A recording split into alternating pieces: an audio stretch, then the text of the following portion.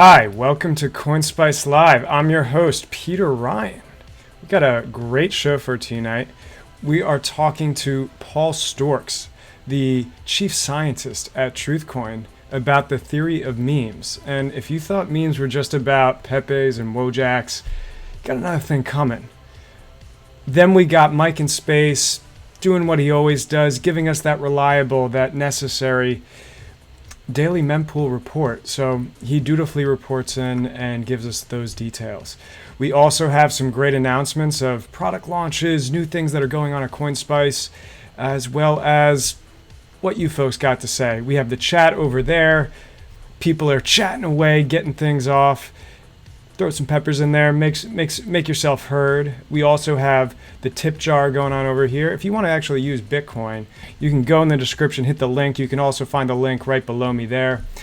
You can send us some Bitcoin. Your message will pop up right above my head, and you can be part of the show too, and you can show up on the leaderboard. So make sure to do that. Make sure to hit subscribe. Make sure to never miss a CoinSpice Live episode or any videos that we do.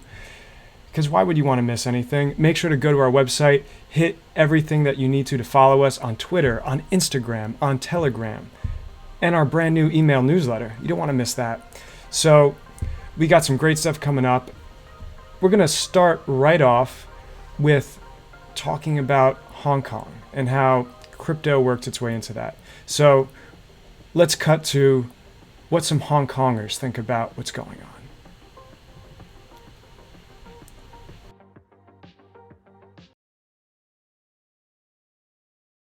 What are your thoughts before I let you go here on things like the protest and the trade war and their overall impact on cryptocurrency usage or adoption?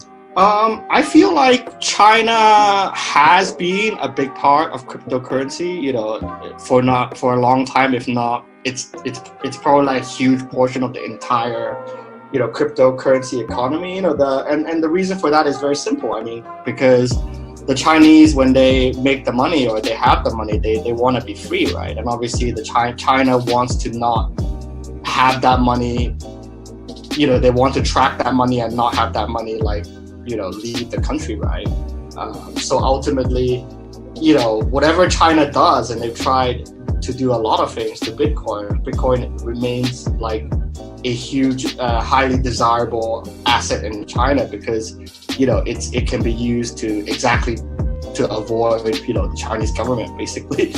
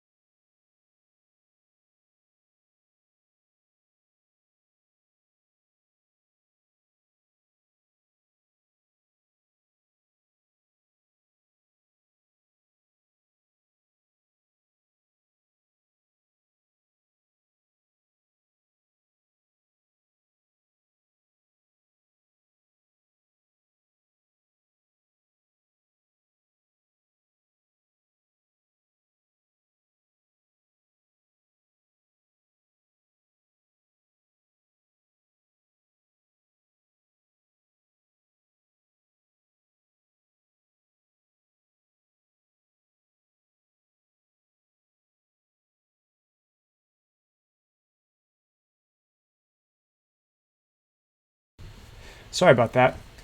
The mic is back on. We had a little technical issue there, but we are back. And you just heard C. Edward Kelso, our editor-in-chief of CoinSpice, be on a podcast with a Hong Kong protester, not just somebody that is on the ground protesting, but someone that's into Bitcoin, and shows us what the intersection of crypto is and freedom with the whole China and BCH and Bitcoin and wider cryptocurrency world. And that's a great podcast for you guys to check out. But what we're going to do is really explore what makes Hong Kong and China interesting when it comes to crypto. And so we look at it, and Hong Kong is seen as the bastion for economic free trade, as this shining island city on a hill when it comes to the international commerce. And China as a mainland government is viewed as sort of the oppressing big state that's coming in and overreaching. And the dynamic that's going on there is really heating up, and the tensions are really coming to a head. And we're seeing that the little guy, Hong Kong in this case, is needing to find ways to, exercise more freedom, exercise more ability to, get past the people that are trying to censor their way of life. In terms of, the specific issue that kind of gave rise to all this is that the Chinese mainland wanted to create some more extradition policies within Hong Kong that would bring people into the mainland. And so that kicked this all off. And so this was about people saying, oh, no, you just can't come in and start rewriting rules and start sort of taking the liberties that the Hong Kongers have, so for a long time thought they've had, gone in an instant. And so that's expanded as the protests go on to what is the right of free speech? What is the right for people to exercise their dissent? What is the right for people to assembly in the public square and actually collectivize and come together to have sort of one voice? And in all this, we see that cryptocurrency is an interesting concept that comes in.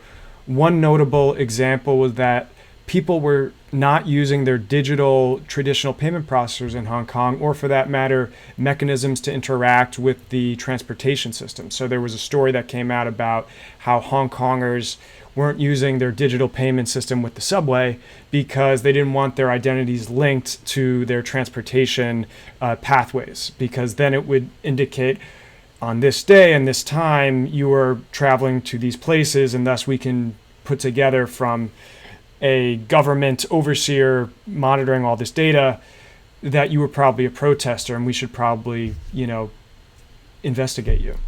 So you have that element where people were turning away from the traditional payment mechanisms to look for alternatives.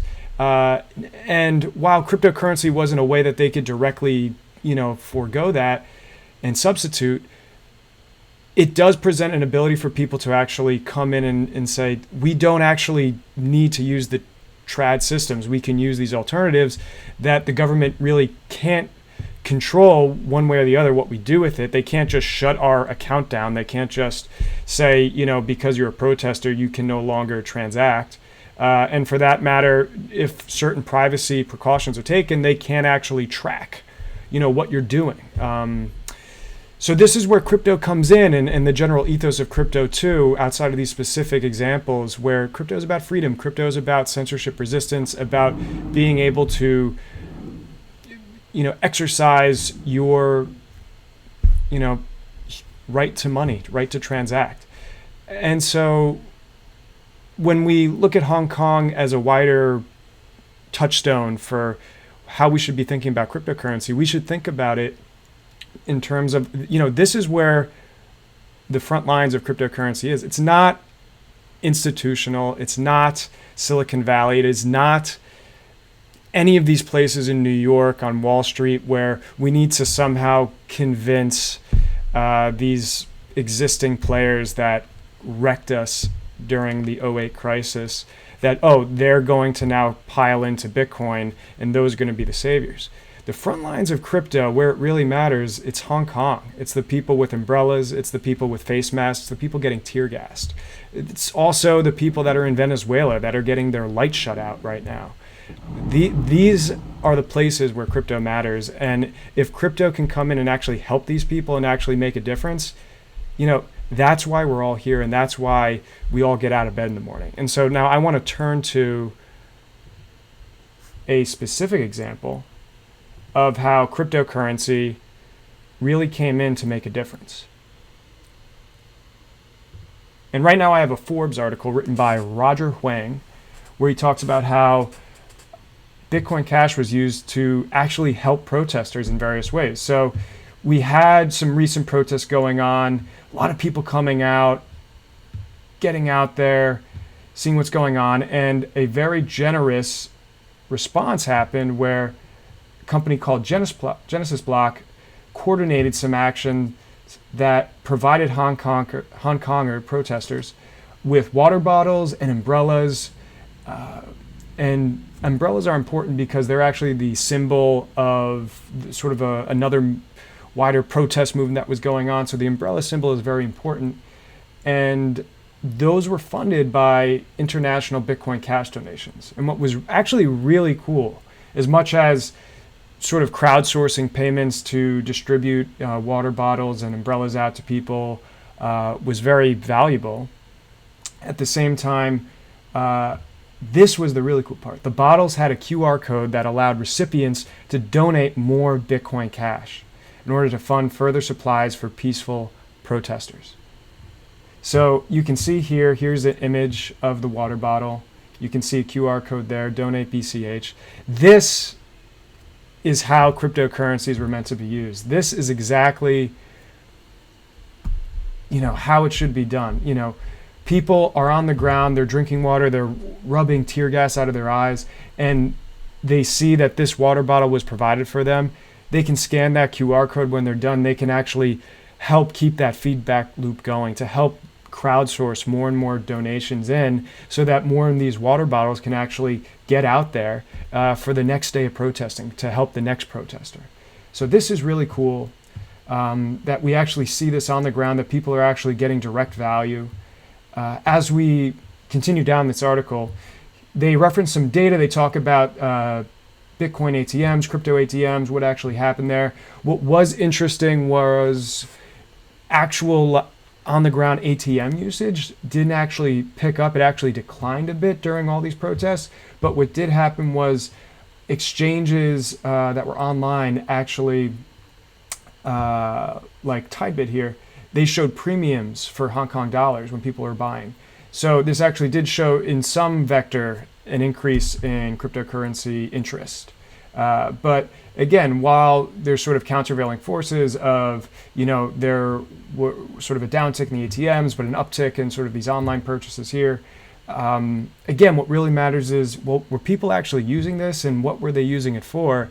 And if we take this back to, well, they were using it for, these water bottles and these umbrellas, and they were actually helping people rather than, number go up.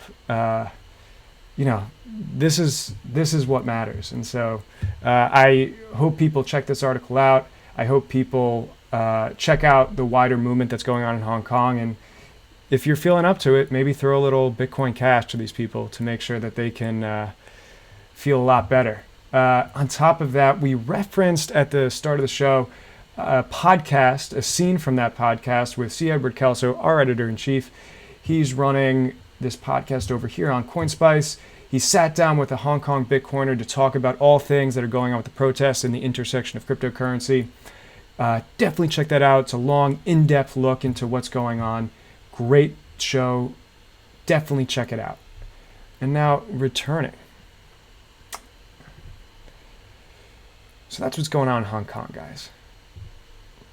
So, yeah, what's going on in the chat, everybody? What do you think of Hong Kong? Let me see some reaction from you guys over there. If anybody wants to make their opinion heard, please hit up the donation address right there. You can find it in the description. Your message will appear right above my head, and you'll be part of the show. Yeah, guys.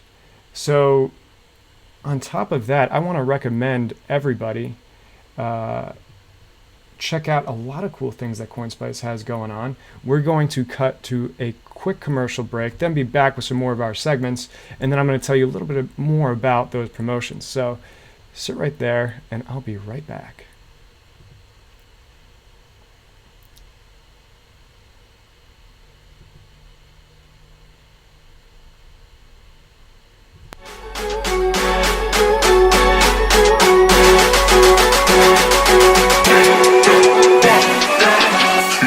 About fucking style.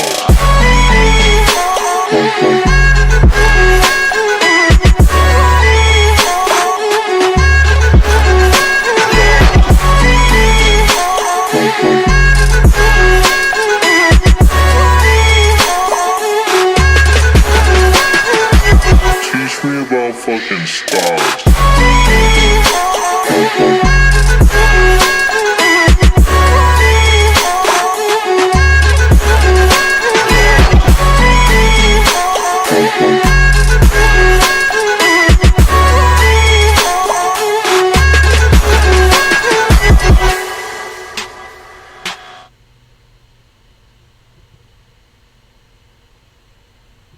And Mike, you're on the air.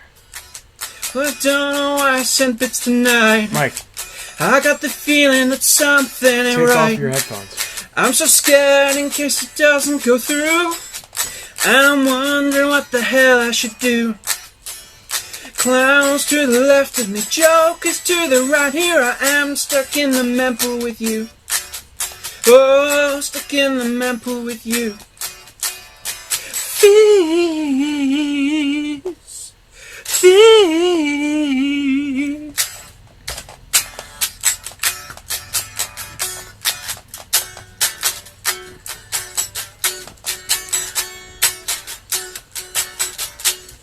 Back to you, Peter.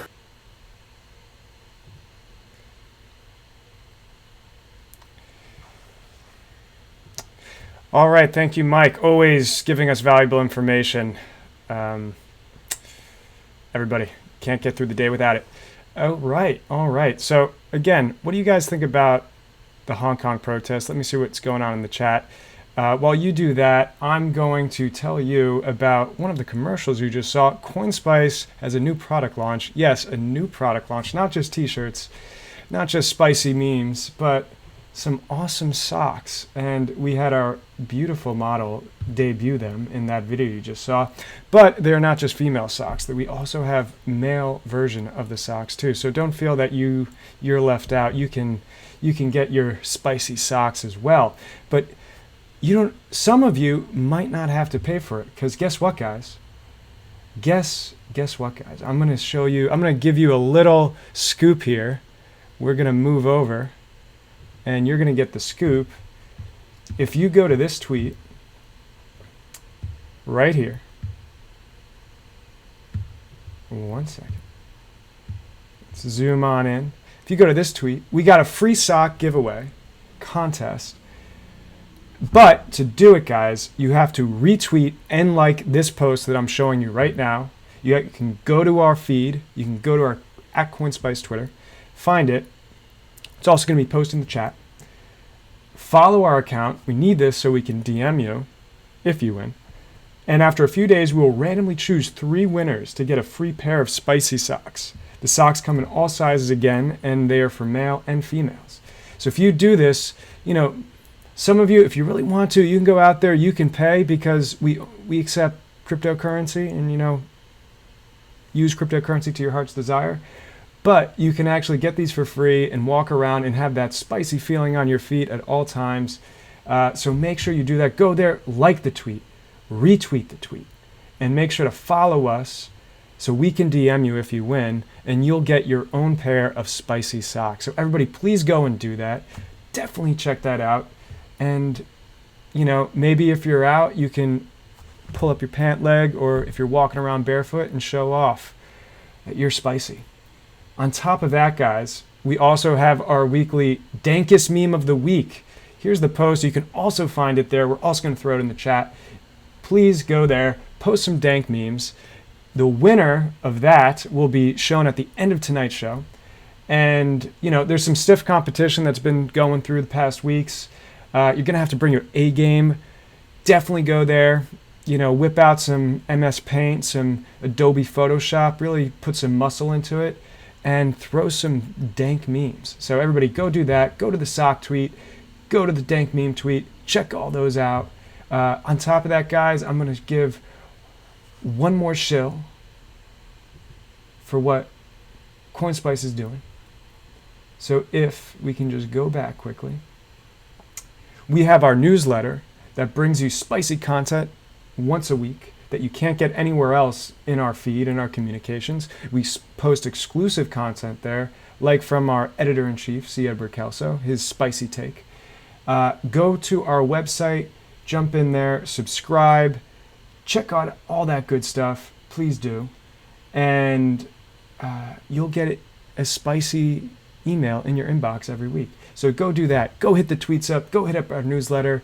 Definitely increase the amount of CoinSpice in your life. All right. So now, guys. All right. So we are now going to the main event of the night. We have our interview with Paul Sztorc, the chief scientist at Truthcoin. He's talking to us about memes. There was a particular event, I'll get into that in a little bit, that kind of brought everyone's attention to memes. What are they for? Are they useless? They're probably not useless. We dive into that, explore what's going on, why memes matter, how they apply to crypto, and how do we use them to be more productive. So we're going to jump into that. Definitely post some questions like, what do you think about memes? How are they stupid? Are they valuable? Are they the most intellectual thing we could be doing with our time? Throw that in the chat. Make sure to tip us at tipbitcoin.cash. And you can have your message if you really want to get out there and you want to, contribute to the intellectual discourse that Paul and I do. You can throw it up in there and be a third party, and you can pop up in the leaderboard as a honorary spicy tipper. So, without further ado, here we go.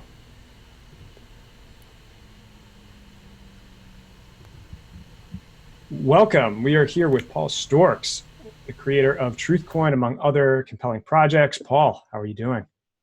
I'm doing great. How are you? Doing well, doing well. We are here to talk about memes. There was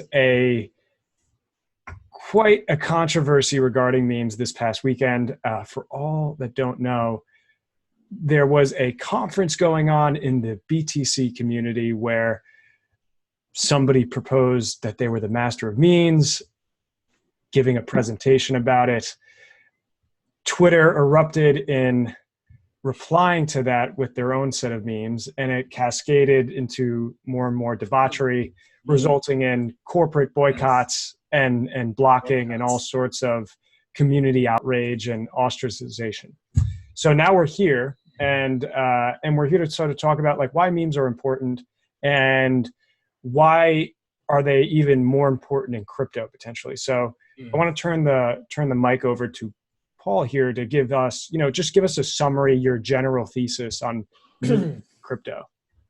Wow. Well, there's a lot to unpack there. I mean, yes, it was a truly inspired moment because Michael Goldstein gave a talk about memes that was then faithfully replicated in various forms, screenshots, transcripts, and it copied itself into many people's minds and computers, which was really something else. It was very sort of meta, and it was so many things at once. I mean, memes are very important. I think in the future, almost all mental health will revolve around memes, and I think that in the future, people will know more about meme hygiene. Just like people in the past they didn't know anything about having the drinking water get infected or even separating drinking water and sewage water, and they didn't know about washing their hands before eating or trying not to touch their face or their mouth. People didn't know about those things that we do today. And quarantine, people didn't know these things in the past.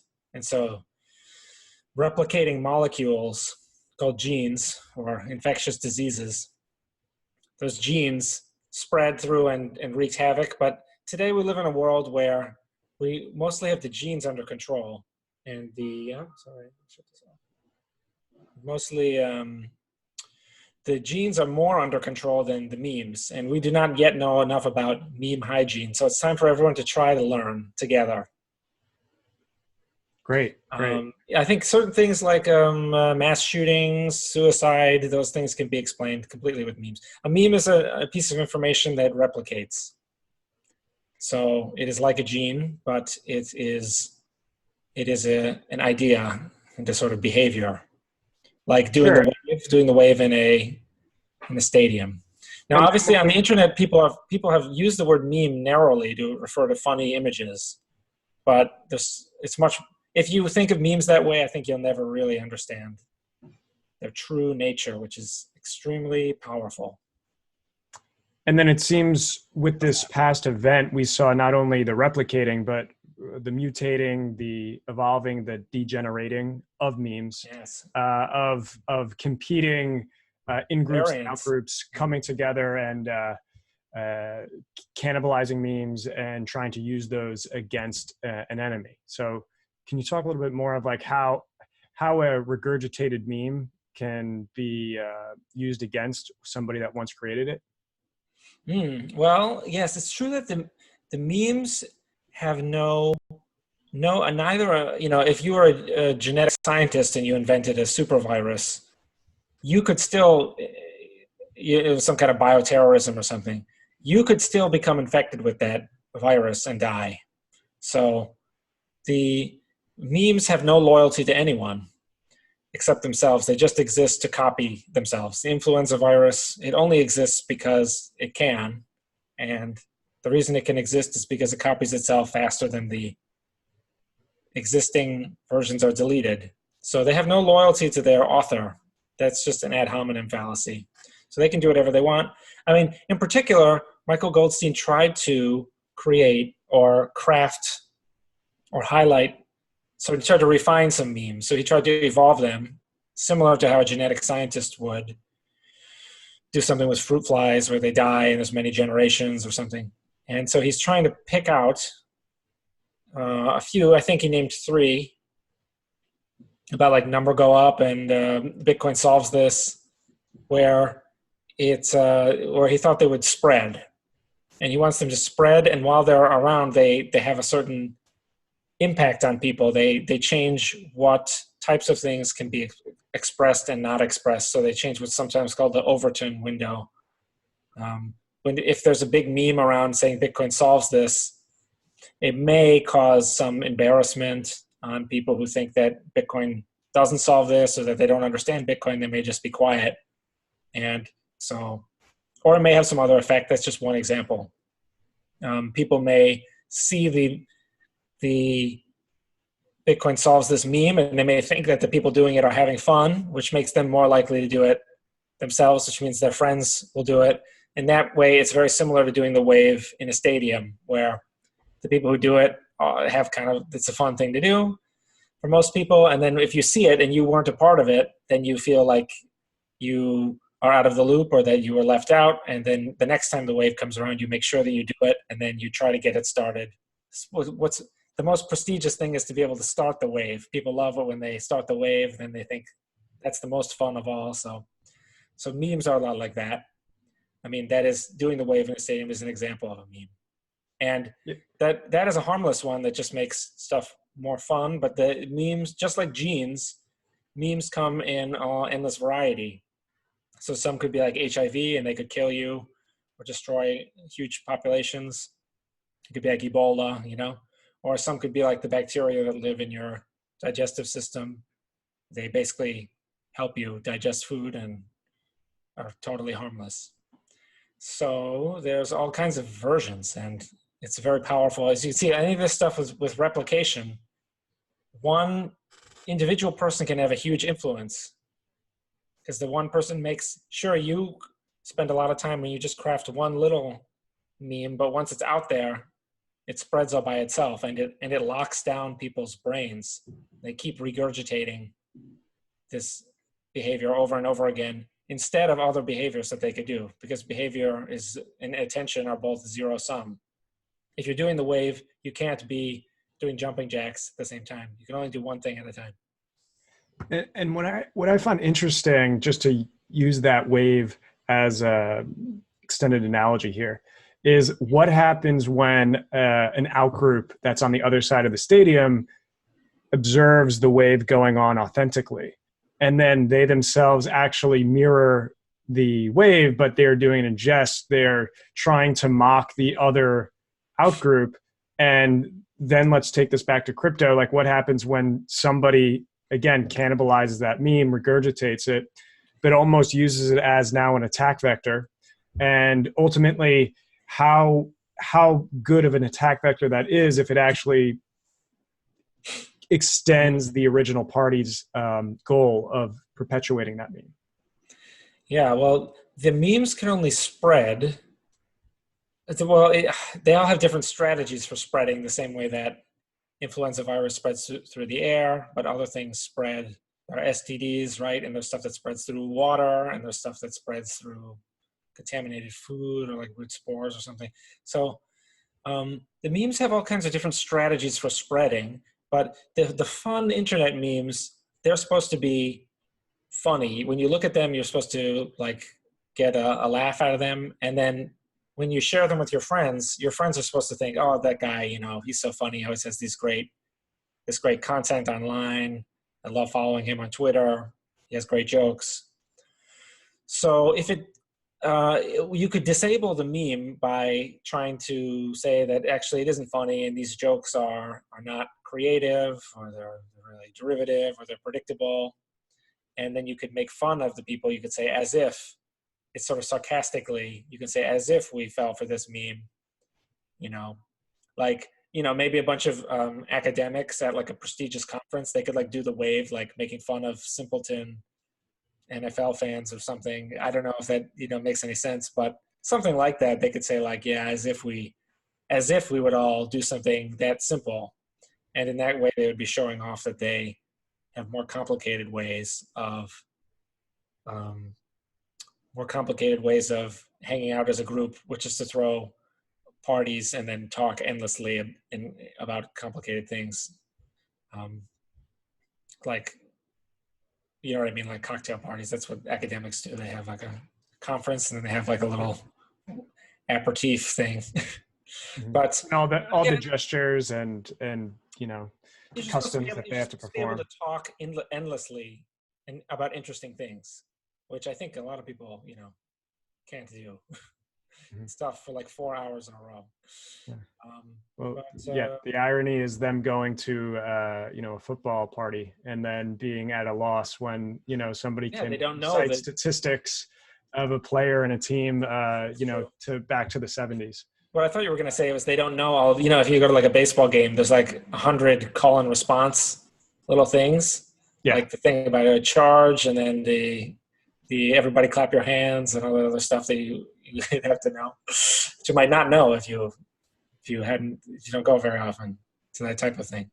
But yeah, I don't know how to relate this back to, you know, you would want to damage the original meme and shut it off so that the original people felt embarrassment and not humor when they spread it. They'd be like, oh, I thought this was really cool, but if I spread this meme, I'm just outing myself as someone who's not in the loop.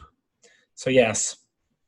Ironically, though, the major content of Michael Goldstein's presentation was that memeing is important. And so by talking about it now, we are spreading his meme, which is to say that both he and us have been captured by it temporarily. But since he did it first, he's more prestigious because he is closer to he's further in the loop. Well, this is why humans care about being in the loop. They really, they lived in a world where people would gossip a lot, and if people could gossip about you, it's like the Blitzkrieg. Like you've got the airplanes that can just bomb your army before you even get to the field. And if in the ancient past, 200,000 years ago or whatever, people could gossip about you, and then before you even knew that there was a rumor about you that could be false, people could surround your tent and kill you in your sleep or something. So humans love to gossip, and we don't like to be out of the loop. We want to be in the loop. So the first person to spread a meme is of a higher status than the people who follow it later. This is also why it's a bad idea to constantly react. It shows poor leadership to constantly react to what a rival group is doing, which does happen a lot for example, on our BTC, almost all of it is a reaction to either something that Craig Wright or Bitcoin SV has said, or something that BTC has said, which that strategy helps you accomplish certain things. But one thing that it does also do is that it shows poor leadership, because it says that whatever happens in the community is a function of what other people do, what the BTC community or what the BSV community does. So that you know, it depends on the situation. Again, it's like the world's a complicated place, but probably should try to have, it would be better if there was more symmetry. So it would be better for Bitcoin Cash if the BCH community could do things that the BTC community almost always reacted to. Well, yeah, Whatever they are, and that is part of the magic of Craig S. Wright and Donald Trump, which is that they can force people, even people who know better, and they know that they're actually helping Donald Trump or Craig S. Wright. Even the people who know better feel compelled. They have moments where they literally just lose self-control, and they cannot stop themselves. And they have to take a lot of effort. It takes them basically kind of like therapy. They have to like sit on a couch and sort of think about what they're doing before they finally, they're like, it's like kicking a bad habit or something. They have to stop letting someone get under their skin, especially when it's not advancing your own interests. So giving them free advertising. Absolutely. That was one amazing study of Donald Trump, the media time he got, and how much it would have cost him to buy that time, which would have been like many orders of magnitude more than other candidates spent. And I think almost so much that it would have like violated multiple campaign finance laws or something. But yeah, you get a lot of free advertising, especially in the primary season. In the United States, the way it works, for anyone who doesn't know, there's especially the Democrats have a superdelegate system designed to suppress this, but it also backfired against them last cycle because, well, it's a very long story, but the Republican one is a little bit more first past the post, winner take all type thing, where you have to vote, and you have to vote for someone, and you don't want your vote to be split, because if your vote is split, there's no instant runoff, and there's no ranking, there's no anything like that. If your vote is split, you're doomed. So you have to narrow it down to a couple front runners before you pick in the primary. And so in that way, anyone who can stand out for any reason has a big advantage, especially when last time 17 people ran in the Republican Party, making it the danger of splitting your vote much worse. And then the party did a lot of wacky things. There's so many things about Donald Trump was the only one who didn't agree to.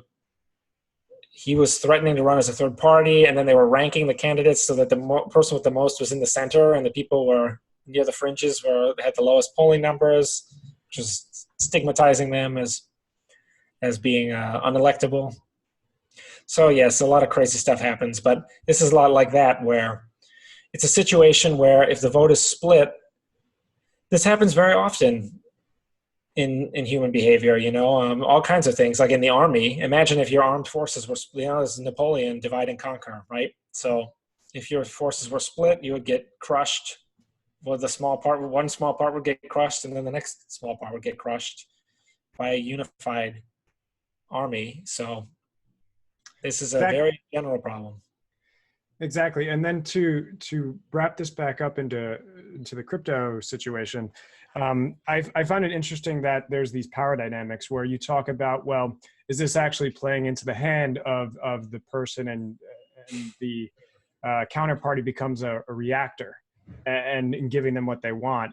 I think to a certain degree that is a function of size, incumbency, and who is the gorilla meme warrior sort of gorilla in terms of you mean like hidden, or do you mean like a large ape?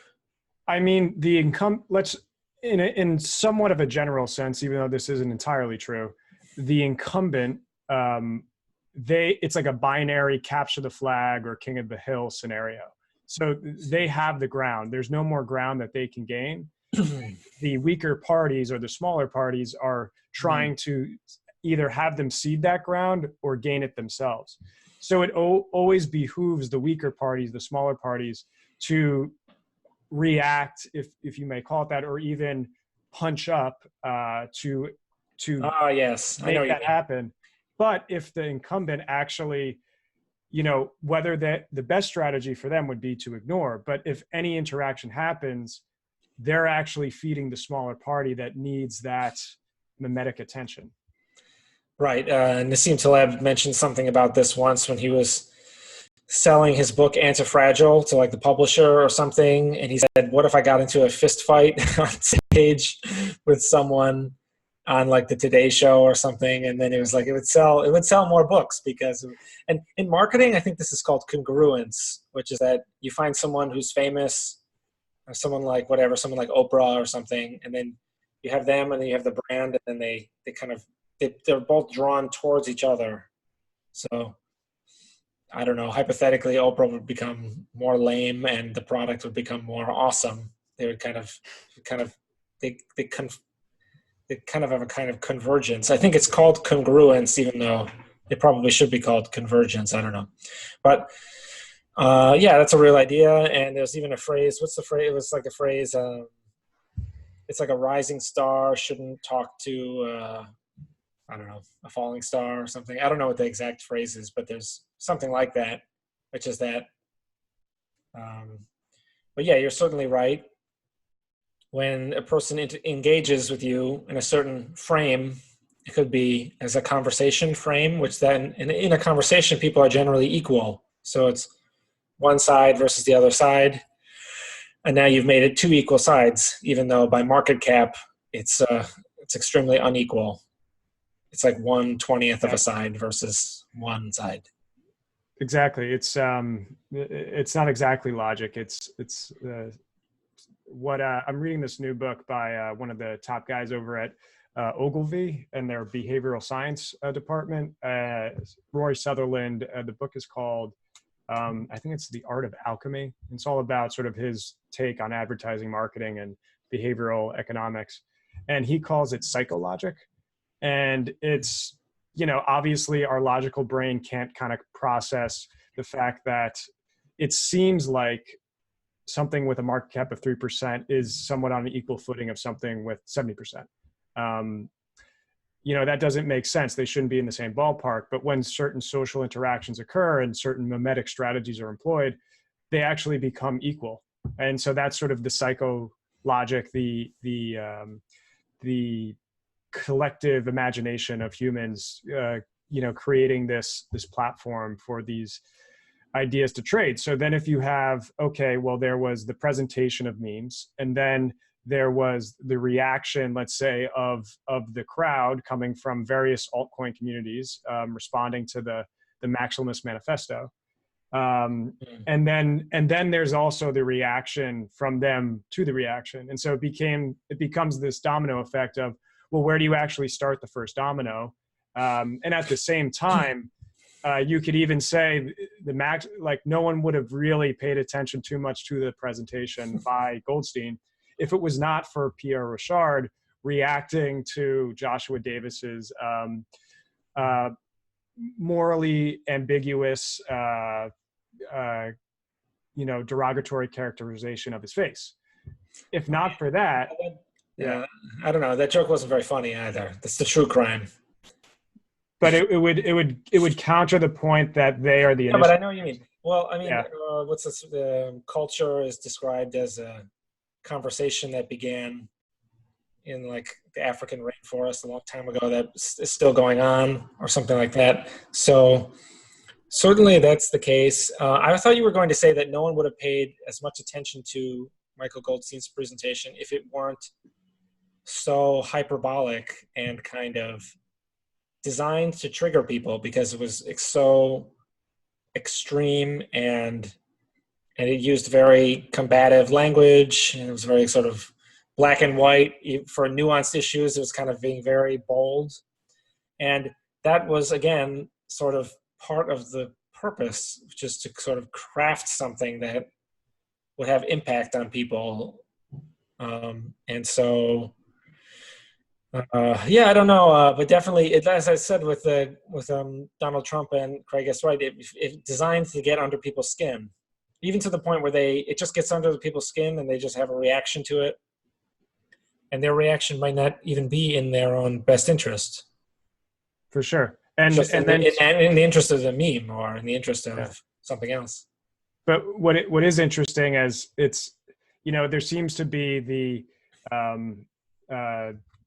one directional flow of, there was an intended purpose, let's say by Goldstein, of being hyperbolic, and thus he entrapped the reactionaries in their Twitter outrage. But if the reactionaries are also aware of what's going on, I mean, I think everyone was sort of seeing somewhat of the tongue-in-cheekness and also seeing the validness of what Bitstein was talking about, and then satirizing it and bringing it to a point of surrealness of where yours truly, not to toot my horn, but creating the, breakout of, okay, they decided to boycott Mike Dudas and the block, which you could say that was part of the joke. Other people took that as kind of crossing a line as well, to kind of lump in a company that had nothing to do with it, employees, and telling people to cancel subscriptions. Outside of that, taking the Mike Dudas sort of throwing under the bus and satirizing that and making that a surreal campaign of hashtag justice for Dudas, or Yes, they saw struck that. down an innocent, which That's funny. which it got some likes here and there, but I think more of the qualitative measure of how that penetrated was Mike Dudas himself retweeted that, and people were confused when he was tweeting, not we are all Dudas, they struck down an innocent, and I had my profile as his profile picture, Yes. and I changed my display. Yeah.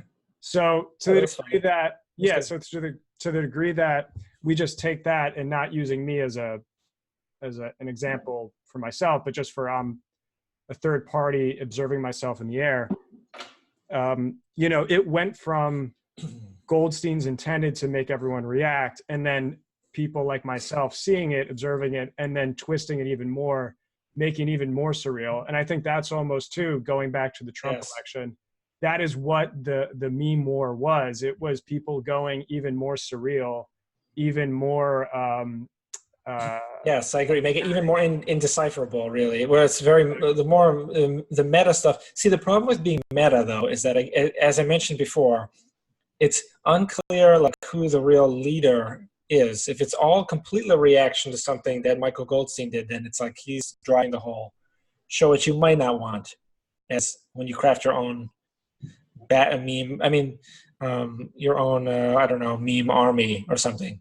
But I wanted to mention something you said before about people couldn't tell, was it part of the joke or not, which is that this is a very important aspect of humor, which is that it is like half true and half play. And whenever people play, they are obviously not. If you're playing like cops and robbers, you absolutely are not really doing any of that stuff. And if you go to see a play, then the people are not actually, Macbeth or whatever.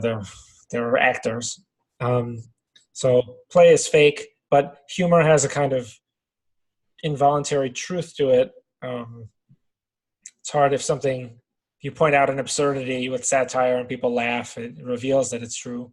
So humor has always been this area where you can kind of like use it to tell the truth, a truth that people don't want to admit or that can't be said aloud because it's a taboo, which comedians often do. But it can also be used to be very mean to someone and bully people and make fun of them, and then say that, oh, we're just playing around, even though you really weren't. And this is the power of humor, that is in this ambiguous zone, and it can touch truth and deception at the same time, and it's very powerful that way.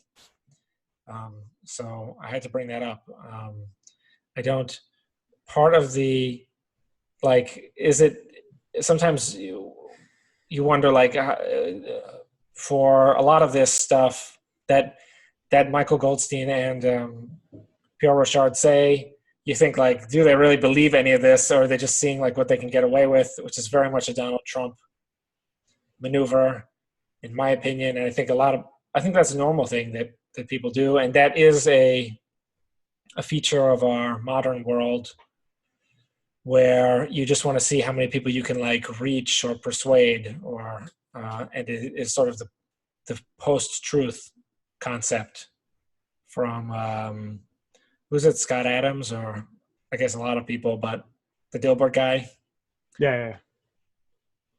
So he goes on about that. I mean, there's also the notion here that what many people have been saying is like we've shifted to an attention economy, that as we move towards abundance and shift into everyone being online and everyone being accessible and being able to now choose and on demand decide how they consume content. Ultimately, attention is the thing that you want, and whoever controls the attention actually controls thoughts, behavior, actions. And if all you're after is attention, and that becomes more of a quantitative than qualitative issue for you, you don't care if what you're saying is totally true, totally morally sound. It's more right. about You don't know how if do I it reach hurts the most people's people. feelings. Exactly, right. And if it, on social media where people can share and like and retweet or whatever, share on Facebook, subscribe, like, etc., then the stuff that will get the most attention will be these memes because they can spread through the entire population. And yeah, it doesn't matter if it can be Gangnam Style, right? Or it could be a Rebecca Black Friday or something, where it could be for any reason, or it could be something that really hurts people's hurts people's feelings. And yeah, this is, again, it's exactly the same with genes, in which with infectious disease or with any animal, any plant or animal, or disease or virus or anything, those things, they have no idea why they do, with humans being the noteworthy exception. No one knows why they do any of the things that they do. The influenza virus, it doesn't know what it's doing. It just is an influenza virus. It just does that. So the criterion is just, does it replicate the fastest? And that is a sort of evolution of memes. And yeah, certainly we have, we live in a world now with, there is way too much content. We grew up, most people, I mean, even magazines, the idea of just having a magazine rack with a lot of pages and more stuff that you could read, that's pretty new in the grand scheme of things. It's in 24-hour cable news. I think that was 1980 or something. So a lot of this is very new. But especially with social media, where you're a consumer and author, that gives the memes many generations to evolve. And they do evolve. And that's why you get these things that spread very contagiously, like Gangnam Style. That's a harmless one. But yeah, I don't know, like so many of them are not, many of them are harmful. And I think that includes a lot of these, if you go on Facebook these days, everyone's got like one or two crazy friends or family members, and they share these political memes that I think instead of spreading by being entertaining, they spread by inducing anger or anxiety or fear. They make people feel miserable. But it doesn't matter. Whatever gets it shared, that will be the winner in the end. So yeah, and as we're drawing to a conclusion on time here, as we wrap up and sum up, we've been through the sort of general theory, what exactly this event brought to the table in terms of outgroups, in-groups. What I want to get from you is sort of what do we go forward from here? How do we use memetics as like an industry in general to foster a better community and a better roadmap of productive business and technology development? How to be more productive, yes. Well, I have a couple of things to say. One is that in reference to my last point, it's possible, although not likely, but it's possible that Michael Goldstein doesn't believe anything he says about BTC maximalism. As I just said, he could only be doing it for the memes. I don't think that's the case. I think he does believe a lot of it, but again, belief is not required. Merely a desire to be popular. Second, though, he did mention something in his talk, and I didn't get to see the talk. I only read the transcript, so I don't know very much about the talk. But he did say that you have to, the memes spread, again, they have different strategies, but a funny little meme, certain types of memes become harder to spread if the audience is very smart or well-informed. So you could try only to appeal to a certain type of audience or a certain type of medium. Good type of a slower medium. Twitter is a very fast medium, right? It's like a real-time conversation. And it's just built to have things taken out of context because it's only a tiny, tiny little snippet. You're devoutly encouraged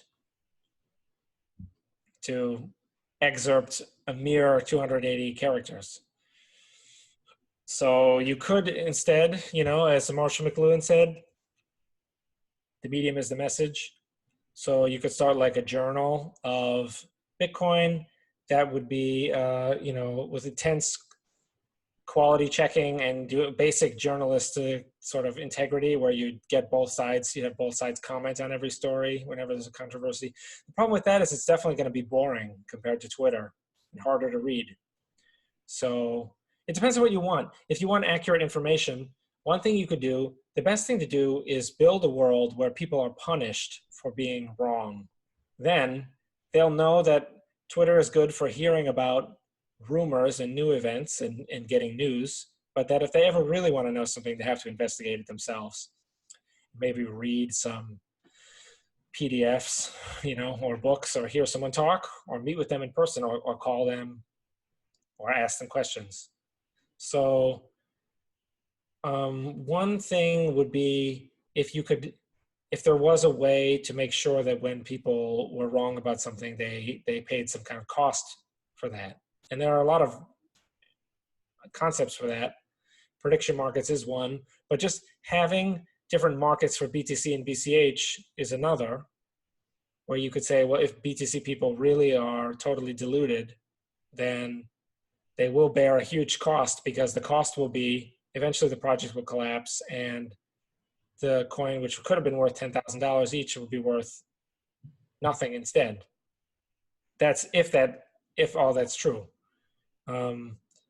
There is, what was I going to say? There's a kind of, what you want is to have a situation where, you see, part of the point of Michael Goldstein's talk is that there's a kind of simultaneity, or there's a kind of, when you bet on BTC versus BCH, it's not just on the tech, it is also on the brand and the sort of network effect. And the network effect is how many people know about it and want it and accept it, the market demand, and how many people have wallets that are configured for this or for that. And so you're really betting on a few things at once when you bet on BCH versus BTC. And it's difficult because if the BTC community has a stronger meme game, then their money will be more recognizable. And recognizability is one of the properties of money. It's the one property of money that is explicitly psychological. So that's kind of difficult. I mean, you almost want to, it depends on how to, answering your question is difficult, because there's a question that went something along the lines of how do we have a productive environment, but it's partially like, how do we have a productive environment could be interpreted as saying, like, does the environment have a good meme game? Does it have good marketing? Does it write technology better? And those are all different. So I think my answer to your question is horribly confused and unhelpful. But I don't know. I think what I said about meme hygiene probably helps. I mean, maybe take a day off of Twitter if you notice yourself doing things and you can't clearly explain why you're doing them and why they are helping you achieve your goals. Then it's possible that you actually aren't doing them, and this meme has installed itself in your brain and is forcing you to do them without and preventing you from seeing why, which is how they work, many of them. So, and the influenza virus infects your body. Why can't you just tell yourself, well, I don't want to make 1 trillion copies of the influenza virus today? It doesn't work like that, right? It hijacks. So if you notice yourself being manipulated by memes, I would stop, because it's a great way to waste a lot of time. If you notice reacting to stuff that other people do. Does that serve your interests? Maybe, but probably not, especially if those people are hostile to your interests. So I would focus on meme hygiene. I think it's actually, before you do meme craft, it's like people would have to learn about hygiene before they open their own genetic laboratory, right? So you should settle for that. And these memes, again, they're very specialized. They're highly evolved because they have many generations in a day as they spread around the internet and through all the different time zones of the world and back. They have variation and selection, so it's Darwinian.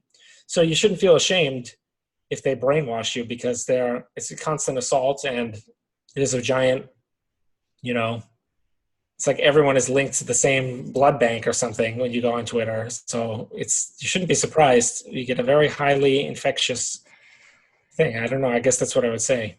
I would say probably work on the hygiene first. There we go. To sum up and paraphrase, to be more productive in crypto, stay off of Twitter. Yeah, possibly. Yeah. That might be it. Okay. Well, thank you, Paul. This has been great. And everyone, stay spicy.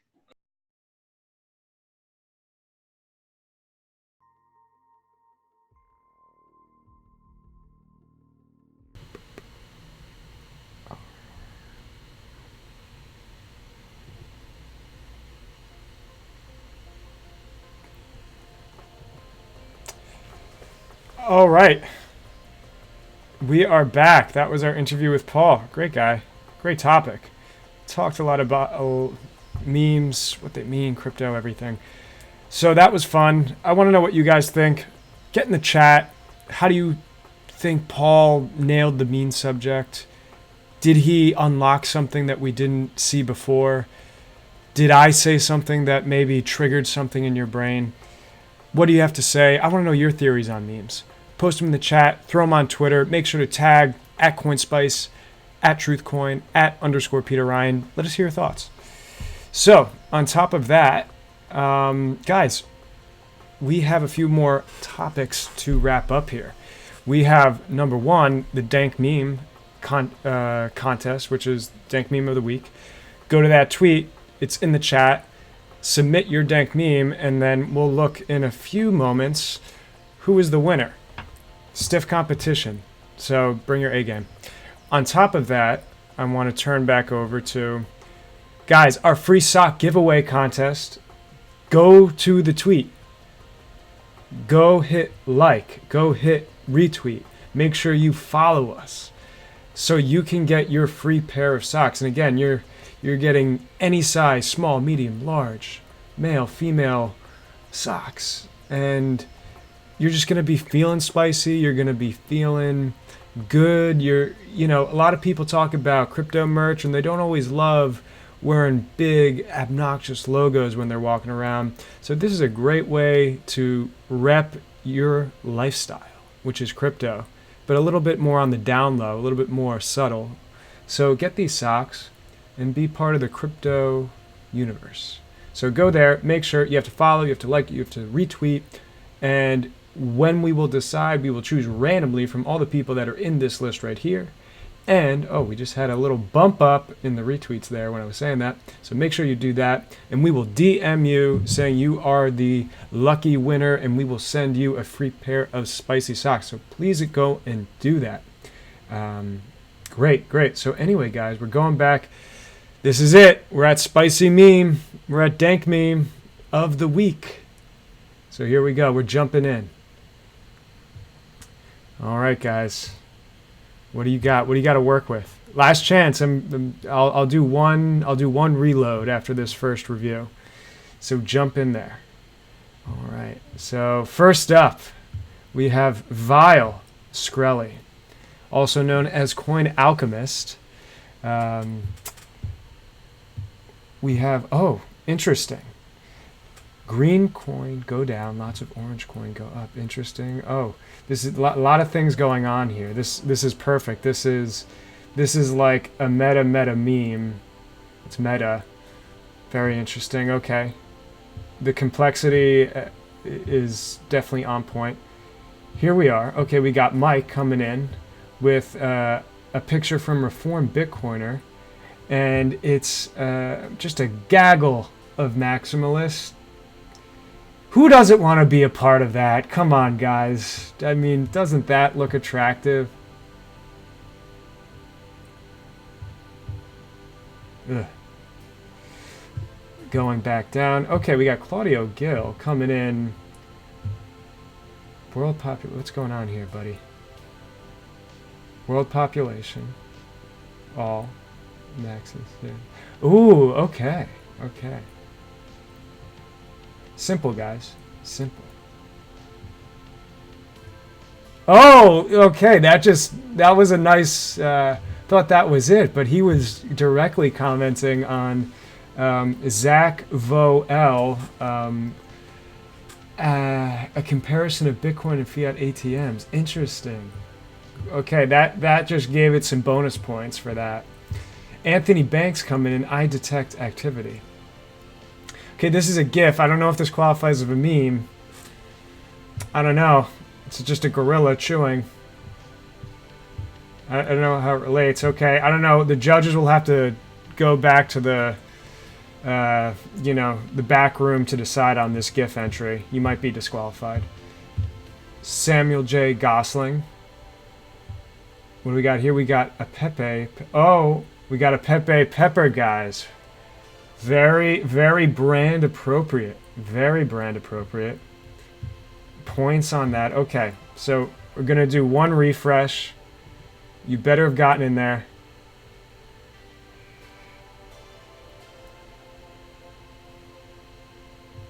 All right. So we did a refresh. Okay, so no new entries. Okay, so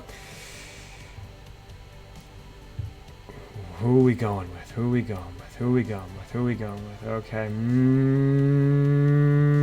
And it's the Pepe Pepper. Samuel J.J. Gosling coming in. Classic. Simple. Not a lot else going on. That's what we want, guys. Congratulations. Dank meme of the week. Samuel J.J. Gosling. Coming in strong. Make sure to follow him. Ghazi. Awesome stuff, guys. Thank you for everyone that contributed to the Dank Meme of the Week. Make sure you go to our Twitter, that you check out all this. You check out the free sock giveaway contest, and make sure to like, retweet, and follow us. Make sure to go to all our channels, Instagram, Telegram, our newsletter, and make sure you get everything CoinSpice in every way possible. Again, here's our store. If you don't want to participate in the contest and you just want to get your socks right away and you want to help us out a little bit, go in there and buy your own socks, and hey, grab a t-shirt while you're at it. So anyway, guys, this has been CoinSpice Live. I'm Peter Ryan. Make sure to follow me at @_Peter Ryan and catch the memes that I got pumping in the next few days. So stay spicy.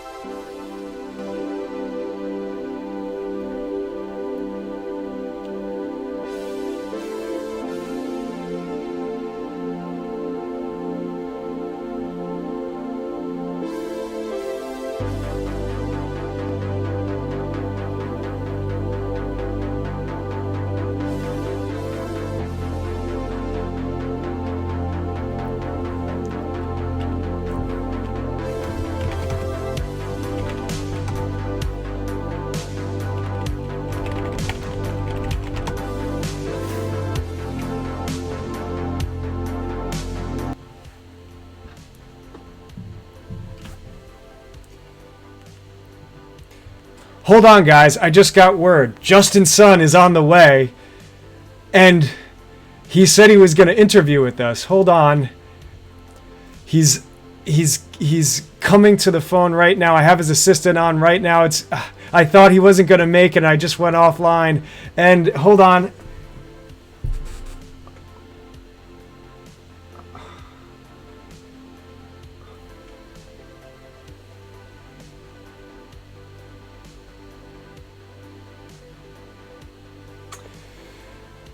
All right, so I just got news because Mike in Space was distracted and didn't actually report the daily mempool. Justin's son was involved in a Bitcoin transaction accident that delayed him to such a degree that there was no way he could make it to this interview tonight, and he's just backlogged, and his entire office is in chaos right now. Come on. We're going to go to our correspondent to see what his reaction is. Pokes, what is the reaction?